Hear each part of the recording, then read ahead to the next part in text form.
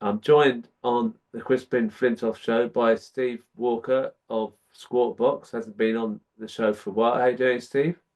Yeah, so not too bad. I had the usual kind of obligatory nasty bug over Christmas, which I always seem to get, but I'm on the back end of it now, so much better.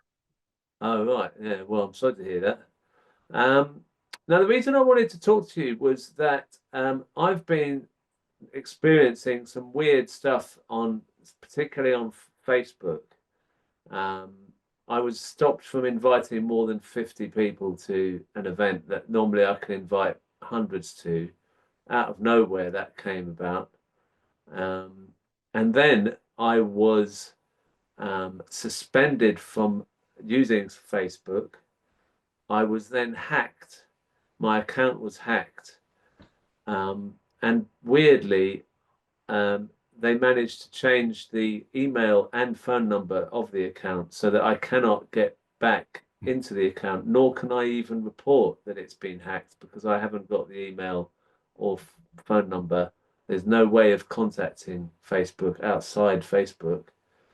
And someone has been using my account to commit fraud, taking money out of three bank accounts that I've got.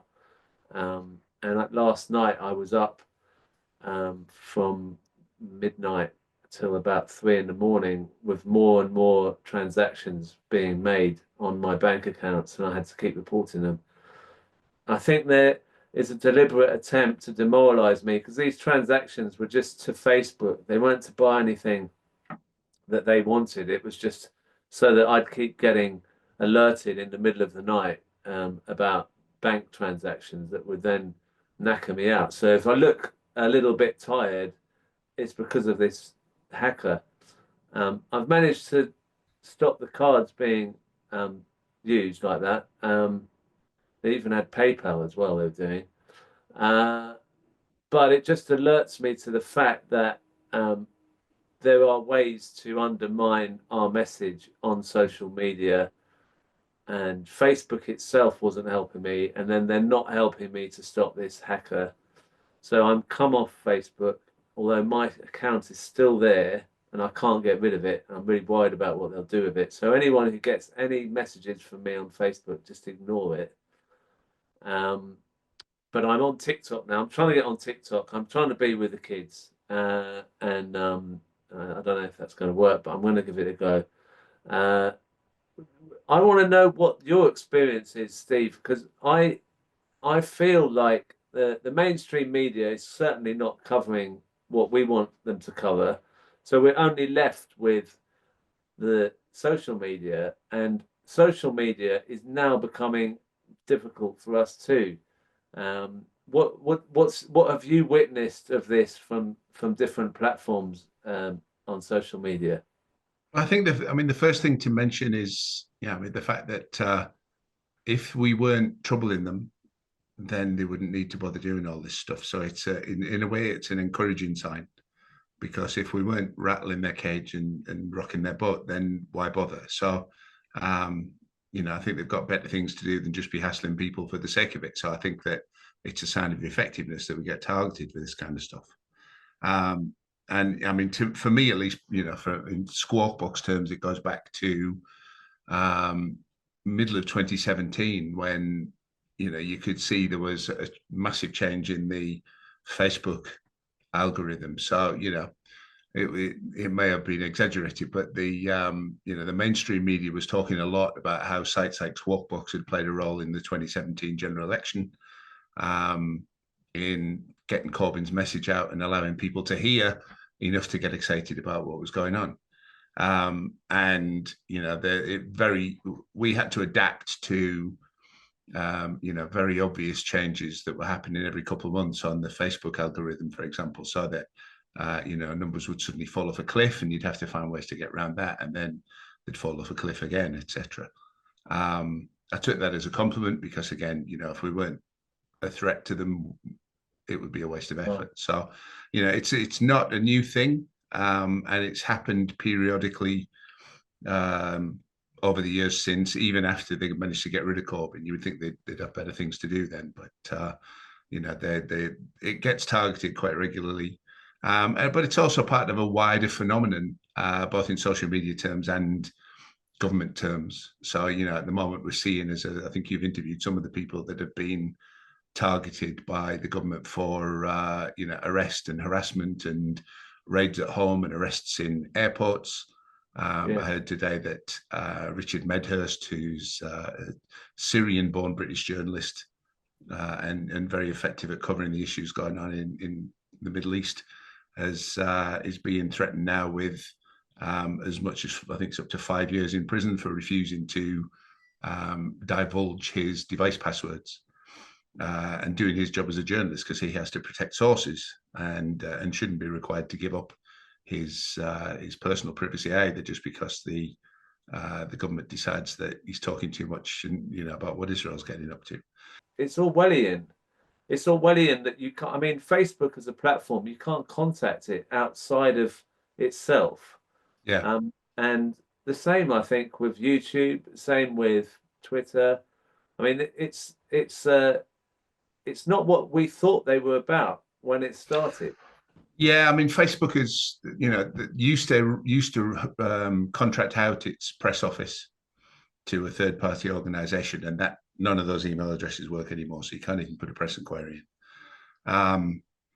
I think there is an element to which, on the topic of Israel, for example, that the kind of Israel lobby, Zionist lobby groups are targeting sites that expose what Israel's getting up to and putting in lots of reports en masse to try to trigger other kind of restrictions and things like that. I've seen that happen with a couple of posts I've put, again, which are entirely factual, stuff about the United Nations, stuff about human rights groups and so on. Perfectly respectable content, but that'll get targeted.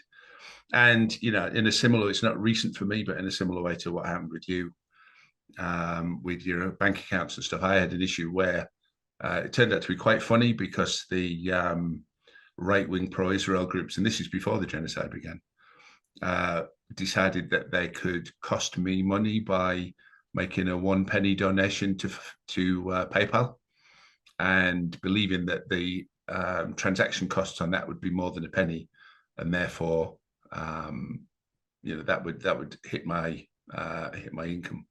And it worked out funny, because the policies on PayPal say that if the donation is worth less than the transaction costs would be, then the transaction cost is whatever the donation is.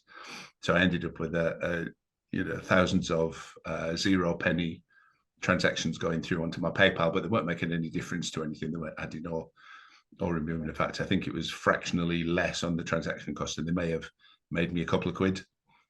What do you think about, I mean, this kind of dark arts of trying to stop your platform?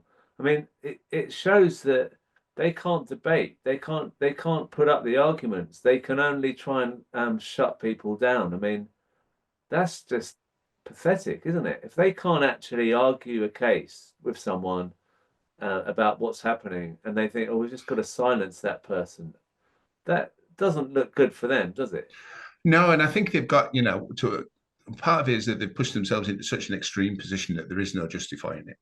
And part of it is that I think that they've been used to having their own way for so long that they only had to wave the threat of, calling somebody anti-Semitic at someone, and they back down. And now they've, through their own actions, they've busted that flush, and it doesn't work anymore. Is the fact that the truth will be out there at some point in the future, but not now, because we can't get it out there to as many people as we wish, is that a consolation to you that the truth will at some point be there, even though maybe you might not be alive, or I might not be alive? Well, I mean, do you think that there's anything in that you can sort of keep going on? There is that thought, in the back of your mind, when everything else seems crap, that sometime in 50 years or whatever, people are going to be looking back at all this, and there will be at least some of us who are putting on the record, the fact that Keir Starmer covered up sexual abuse, for example, the fact that Keir Starmer protected sex pests, the fact of any of this stuff, there will be somewhere a record of it that people could look back on and go, oh, so there were some people who were aware of it and standing up to it. So there is that, but it's not only that. I think we're a present threat to their interests now, and that's why they're doing what they're doing. they do tend to, because they get this arrogance that comes with impunity, they overstep the mark and then it bites them. As we've seen with the Israel thing, where Israel just assumed it could slaughter hundreds of thousands of people in Gaza and wouldn't come back on them. And now, they've screwed that pooch completely. So, all their weapons that they used to use against people of, smears, etc., don't really work, because people now see through that and realize, okay, so that's just what they were doing all the time. But, we're wise to that now, so we're not going to fall for it. So they've overextended themselves and actually wrecked their most effective weapon in doing that. So they look, the supporters of Israel, the supporters of the people who want fascism in the country, whatever else it is, are having to resort to other tactics because the usual ones don't work. People don't trust the BBC now, so they can't just assume that the BBC can parrot something and it's gonna carry weight. People are looking to other sources, and that's, we're seeing them try to kind of clamp down on that from the top as well, through things like the online harms bill, which is pretty much a naked attempt to classify left media as dangerous, and therefore, and wrap that up with a bunch of other things which would be legitimate protections, and use that against left media, to the arrest campaigns, the raids, the harassment, the attempts to inconvenience, the attempts to cost people money, all the other stuff. But I think it's, it shows we're still in the game. A lot of people might have thought after they got rid of Corbyn that, oh, what are we going to do now? Is it relevant anymore? But if it wasn't, they wouldn't be doing what they're doing.